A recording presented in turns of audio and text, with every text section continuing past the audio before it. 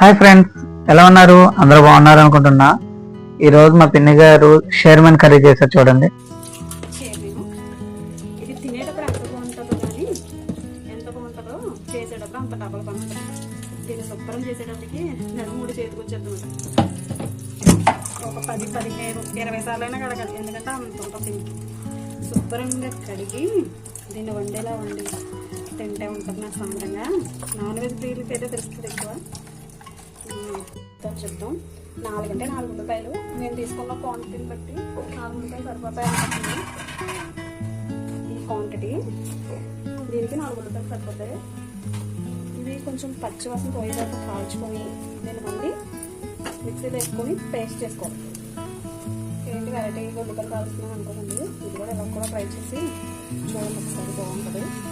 4 ఉల్లిపాయలు, 4 ఉల్లిపాయలు, ఒక 5 పచ్చిమిరపకాయలు, ఒక టమాటో.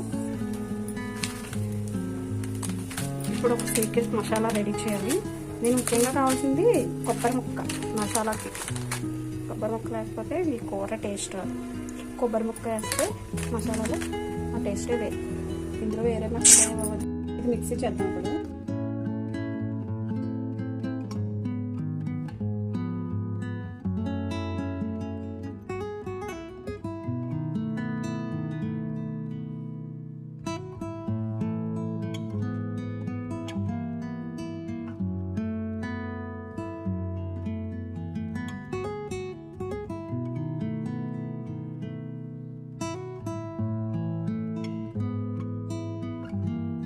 చూసి కట్టదే పెట్టుకోవాలి, ఎందుకంటే అది ఖాళీగా ఉడకాలి. మసాలాలు ఉల్లిపాయ పేస్ట్ అంతా మొత్తం వేసిన తర్వాత నీళ్ళు కొన్ని వేయాలి. ఏదో ఆరాటంపలు కూడా పేరెంటాలను ఎత్తుకెళ్ళిపోయినట్టు నీళ్ళు వేసి కూడా కంగారు ఎక్కువ కొన్ని వేస్తే ఆ చేపలు తగ్గట్టు చీరమీద తగ్గట్టు కొంచెం వేయాలి. నీళ్ళు ఎక్కువ వేయకూడదు.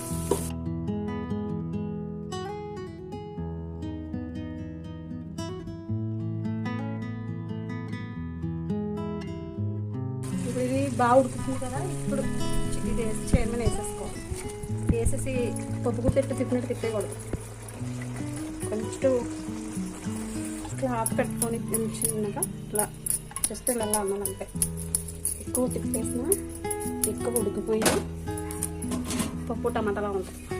చూడడానికి చాలా టెంప్టింగ్గా ఉంది కదా, అంతే టేస్టీగా కూడా ఉంటుంది.